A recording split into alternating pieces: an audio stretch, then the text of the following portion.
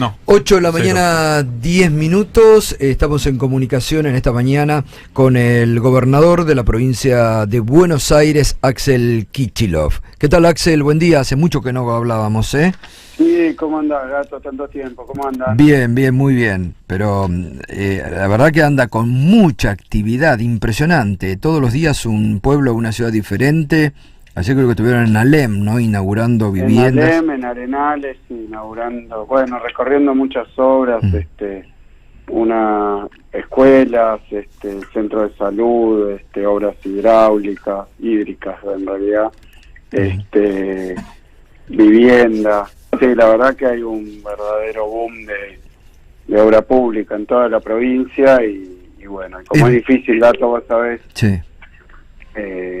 Comunicar estas cosas, porque obviamente los medios, digamos, opositores se ocultan, ¿no? Todo lo que se hace en la provincia, que es para bienestar y mejora, las rutas, los puertos, lo que se está haciendo en parques industriales, en estas cosas que vos te interesan tanto y que son tan importantes como mercados concentradores, sí, eso, el otro día, frigoríficos municipales. Sí. Eso es fundamental. Axel, hay que meterle a eso porque esta matriz productiva que le están poniendo en la provincia y con los municipios es fundamental, ¿no? Porque ayuda también a combatir la inflación. Sí, claro, y porque además es una característica de este periodo a nivel, me animo a decir, mundial, ¿no? Porque pasó la pandemia, después de la pandemia y se inició una reactivación que todos esperaban que iba a ser más equitativa, que la sociedad habría reflexionado después de la pandemia sobre problemas graves como la concentración de la riqueza, también poblacional, y bueno, nada de eso pasó. La recuperación post-pandemia es una recuperación con muchísima concentración de ingresos, de riqueza en los sectores productivos a nivel internacional. Sobre eso se irrumpe, digamos, la guerra en Europa con la grave crisis alimentaria que está generando, con la crisis energética, la crisis financiera, porque vos sabés, Gato, que empezaron, como siempre en estas cosas, a subir las tasas en la Reserva Federal, en los países centrales. Pero dicho en pocas palabras, lo que está ocurriendo en Argentina y en buena parte del mundo es que después de la pandemia hay un proceso de concentración muy grande, que viene, como siempre ocurre con estos procesos, con un enorme grado de financiarización, ¿no? Porque como la rentabilidad se sitúa llamémoslo, en sectores muy concentrados y con demasiado recurso producto de las ganancias que van obteniendo, además de generar procesos especulativos muy grandes, movimientos de capitales muy disruptivos, generan una insostenibilidad muy grande. Mirá vos acá en Argentina, nosotros terminamos la etapa de Cristina en 2015 con una distribución del ingreso aproximadamente del 52% para los trabajadores, el 50-50, ¿no? Sí. Y con el macrismo y después por la pandemia, hoy debemos tener 60-40 a favor de los empresarios, claro. Y esto qué es lo que genera mucha inestabilidad financiera, porque todos esos procesos de los paralelos, los títulos públicos, es que toda esa rentabilidad, en lugar de ir a la inversión, al consumo, que son cuestiones que sirven al desarrollo, a la distribución, andan por ahí dando vueltas buscando salidas especulativas. Claro. Eso es un factor permanente de fragilidad financiera que se resuelve distribuyendo mejor la riqueza, como vos decís, Total. Democratizando el acceso a los consumos, claro, es fundamental, rompiendo, digamos, esas cadenas de valor que generan tanta rentabilidad en los eslabones, digamos, de intermediación, porque en la cadena de valor los eslabones débiles son el del productor de un lado y el consumidor del otro, y en el medio está toda esa cadena de intermediación que cuando junta tanta rentabilidad es lo que genera un poco la fragilidad financiera que observamos. Ahora, Axel, ahí vos decías que muchas veces no tienen, y es verdad, ¿no?, por los grandes medios, la publicidad de todo lo que están haciendo en la provincia, pero digo, es notorio. El otro día yo lo hablaba con Diego Nani, un gran intendente ahí en Capilla del Señor. Vos sabés que yo voy mucho los fines de semana. En Exaltación. Claro, de la Cruz, que hay mucha obra pública, y veía a la entrada de Capilla del Señor un plan de viviendas que hace la provincia. Es impresionante cómo le está cambiando la fisonomía, pero además viviendas, ¿no?, muy, muy lindas viviendas, chicas, pero para primera vivienda, que eso la gente la ve, la sociedad lo ve. Pasás por una ruta de ingreso a Capilla del Señor y ahí está, no es cuento, no es cuento, ahí están. Mira, Gato, el plan de escuelas a la obra, tenemos más de 5.000 obras en escuelas, nunca se hizo, porque estamos arreglando por adentro las escuelas, claro, no pintando, no. Yo prioricé eso desde el comienzo de la gestión. Para que no explote ninguna garrafa, ¿no?, y que se lleve la vida de maestros. Y bueno, claro, pero había muchas escuelas con peligro, ya sea por tema de gas, de electricidad, de mampostería, con mucha falta de mantenimiento, claro, y con 4 años de Vidal, que fue realmente, yo decía tierra arrasada, pero un desprecio, un abandono en la provincia de Buenos Aires, en el sistema de salud, en el sistema educativo, viste, y eran los que hacían muchísimo marketing. Nosotros, por ejemplo, terminamos la ruta 11 y la 56 en doble vía, en vialidad, que es ese corredor atlántico que le cambió totalmente la vida a la costa, y yo me acuerdo que cuando hacía campaña me decían, bueno, pero vas a terminar las rutas que está haciendo Vidal, porque había miles de carteles, pero al final de la gestión habían hecho 17 kilómetros, habían abandonado todo, con deuda, los obradores parados, problemas contractuales con las empresas, y nosotros lo terminamos son 158 kilómetros.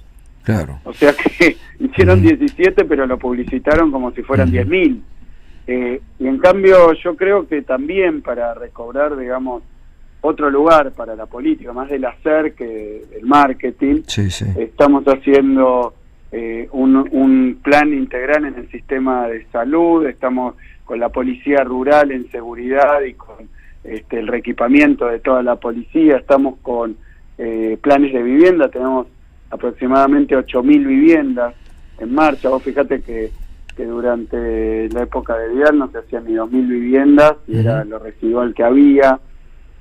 Y contrasto tanto porque el macrismo ya está en campaña desatada. Entonces, ¿cómo explican que fueron 4 años gobierno, que nunca hubo tanta plata, porque la deuda que tomaron era plata que podían haber aplicado a obra pública, Gato? Eso pero, claro, a veces lo pasamos por alto. Todos vemos el proceso de endeudamiento y fuga, pero fue el gobierno con más plata de la historia reciente. Y tomaron tenían 100.000 millones. Claro. Recursos no faltaron, sobraron. Lo que pasa es que los aplicaron a estos procesos de bicicleta. Y se la fumaron, ¿no? Y se la fugaron, exacto. Se la llevaron la plata. Se la llevaron, exactamente. En el territorio de la provincia. Así es. Y en este contexto, Axel, que vos decís de política, bueno, es importante, ¿no?, marcar esto porque hay una gestión. Y al margen está esta irracionalidad, ¿no?, del PRO, de la violencia del fin de semana, de lo que señalaban en torno a tu persona cuando llegabas a la movilización el sábado, ¿no?, de la policía, de una policía política que decía, ahí viene Kicillof, no importa que sea gobernador, denle también palo, lo que le pasó a Máximo Kirchner, al Cuervo, a muchos otros dirigentes, ¿no? Esto de llevarse puesto y no importa quién sea, es grave institucionalmente esto. Sí, mira, Gato, es creo bastante expresivo de lo que está ocurriendo con la oposición, con el macrismo. Vos fíjate que aproximadamente, si recopilamos la historia, bueno, por la dificultad económica, lo que yo te decía de un crecimiento fuerte de la actividad, la provincia de Buenos Aires el año pasado creció 11,4 puntos, es el número más alto de toda la serie. Claro. El crecimiento, el empleo, con Vidal, que estaba arriba de los 2 dígitos, el desempleo, y ahora estamos mostrando números cercanos a 7, bueno, o sea, hay un aumento de la actividad, aumento del empleo, pero no se ve una mejora distributiva y una mejora en los ingresos que acompañe este crecimiento. Lo que demuestra, por un lado, más allá de las dificultades que como te decía son planetarias con este fenómeno, sí. Más porque después la guerra encareció los alimentos, los consumos básicos, pero lo que demuestra es que esa teoría del derrame es el verso más grande de la historia, ¿no? Sí. La economía crece y natural y automáticamente no derrama nada. Lo que hay que hacer justamente es forzar ese proceso redistributivo para que sea más justo y también para que sea más estable. Pero ¿qué es lo que hace el macrismo? Cuando ve las dificultades económicas se monta sobre eso, inicia aproximadamente en junio, yo lo tengo muy presente y lo quiero volver a marcar, te oía vos decirlo, la Cunza, la Espina, Bullrich diciendo la deuda en pesos no se va a pagar, sí. como fomentando más inestabilidad financiera. Eso fue en junio. Después en julio, bueno, ocurre la renuncia de Guzmán, el tema con los paralelos. Entonces yo creo que en ese momento la oposición, si uno repasa las cosas que decían, hablaban prácticamente que el gobierno se iba, no terminaba, había que formar gobierno nuevo. Sí, ya estaban hablando de asamblea legislativa. Claro, se pasaron 3 pueblos, ¿no?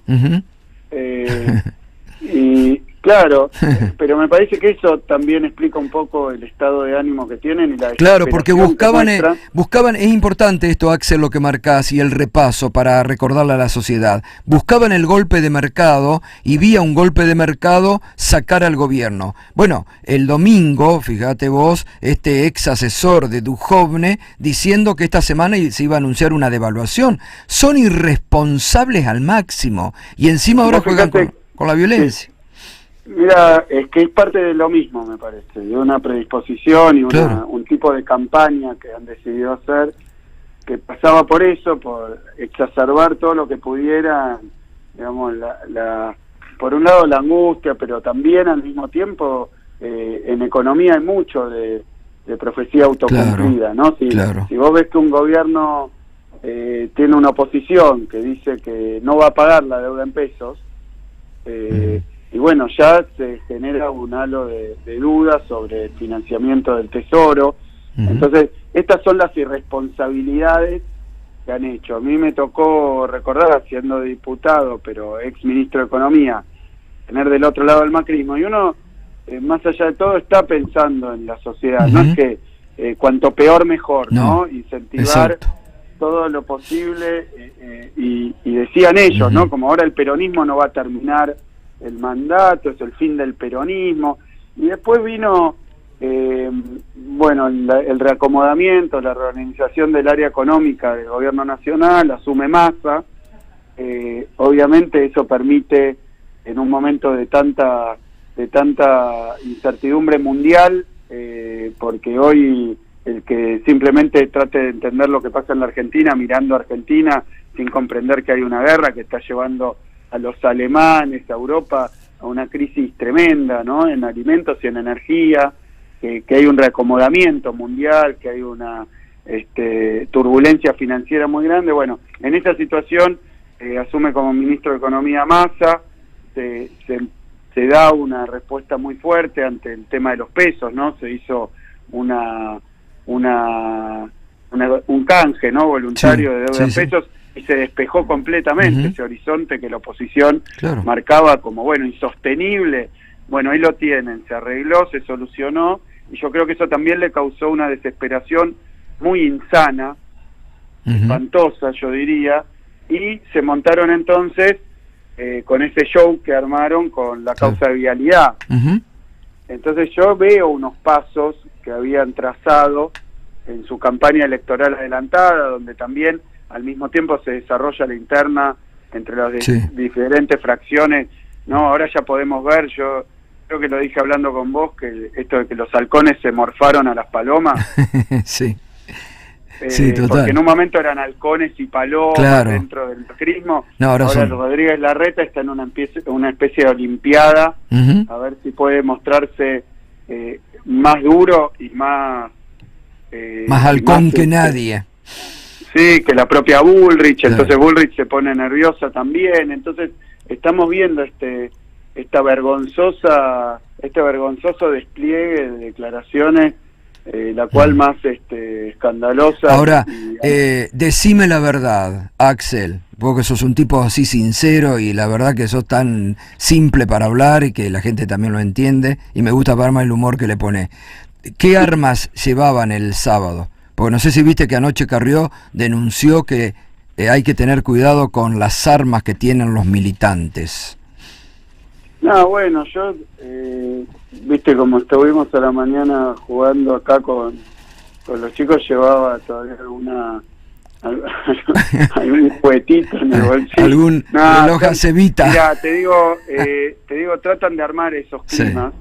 Es tremendo, intentaron con lo económico, ahora con esta cuestión, pero quiero basarme también en la situación real de lo que ocurrió.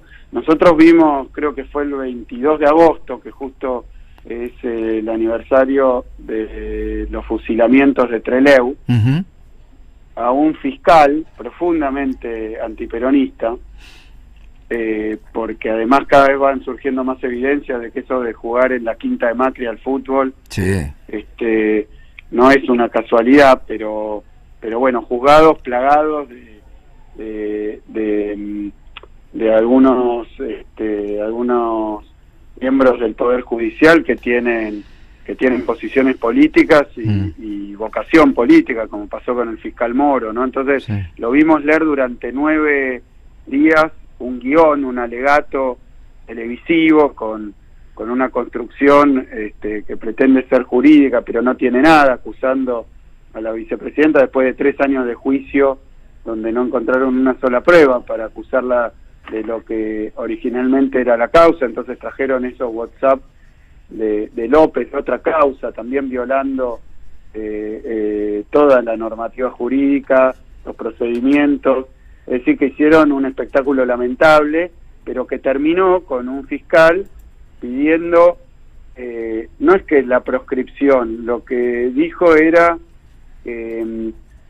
pidió la inhabilitación perpetua para ejercer cargos públicos a la dirigente y la conductora hoy del peronismo. Entonces, eso es de un nivel de gravedad, porque sin pruebas, sin nada, violando todas las normativas jurídicas. Es un alegato político, un alegato político, está claro, ¿no? En la búsqueda de proscripción, provocador, ¿no? Y provocador, después el otro con el mate del equipo de fútbol macrista. Y nadie, como dijo esta semana hablando aquí con nosotros y en Minuto 1 el juez de la Corte Santafesina, Daniel Herbeta, esa que fue una provocación de salir con el mate que tiene el escudo de donde juegan al fútbol todos y con Macri, merecería un llamado de atención, ¿no? Y nadie... Es que no merece un llamado de atención. Ya a esta altura te diría, Gato, que esos jueces tienen que ser apartados. Y claro. Tienen que ser inmediatamente apartados por esa conducta, esos fiscales,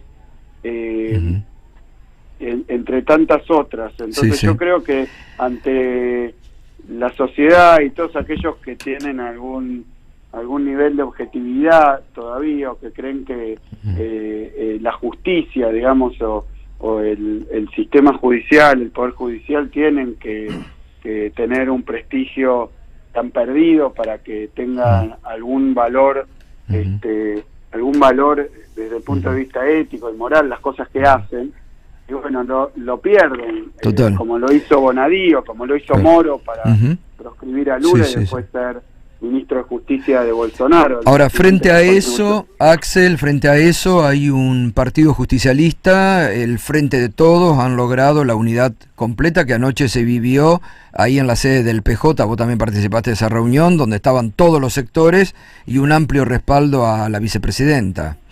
Es que mira, Dato, durante ese alegato del fiscal y el pedido ridículo, digamos, de pena de 12 años de prisión, que después Bullrich, o sea, han pasado tantas cosas. Bullrich dice 12 años, uno por cada año de gobierno. Exacto. O sea, ya lo dicen. Velando cuál es el guión que habían armado, ¿no? Sí. Son obvios y lo dicen. Bueno, entonces como cuando te cuentan un chiste, ¿no? Porque alguien no entendió. Ellos celebran los disparates jurídicos y las persecuciones que van haciendo y cómo usan al sistema judicial para perseguir.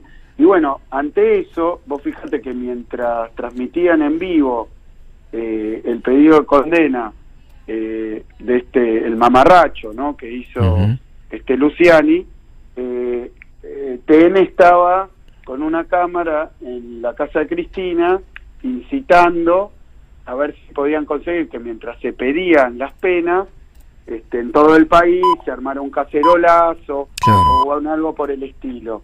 Entonces lo trataron de preparar y pasó lo contrario. Fue muchísima gente espontáneamente visto este disparate, y ese es lo que yo quiero destacar. Bueno, eso es lo que los desespera. En lugar de esto, haber generado una condena del grueso de la sociedad diciendo, vieron, ahora sí está comprobado, pasó lo contrario. Muchísima gente se movilizó y otra mira con desconfianza a esos jueces que claramente están haciendo una operación política. Sí, está clarísimo. Bueno, Axel, un gustazo como siempre de repasar los temas de la provincia, pero también hablar de estas cuestiones de política y también de economía. Un abrazo, gracias. Bueno, Gato, un saludo. Un abrazo enorme. Axel Kicillof, gobernador de la provincia de Buenos Aires, un diálogo extenso, pero donde también hablaba de estas cuestiones económicas, ¿no?, que indudablemente comparto el análisis en cuanto a que intentaron un golpe de mercado, le salió mal, vuelven ahora con este alegato del fiscal, lo transforman en un alegato político, le salió mal porque han logrado la unidad del Frente de Todos, del PJ, todos encolumnados, como quedó demostrado anoche en el Partido Justicialista, detrás de Cristina Kirchner, ¿no? Y frente a esto, la irracionalidad que están demostrando frente a la sociedad, una irracionalidad muy peligrosa para la vida institucional de la Argentina. 8:31, ya volvemos con el momento Serrat y ya volvemos con toda la mesa. Solari para adelante, un pelota para Solari, el escalón primero, Solari que lo tiene la peor.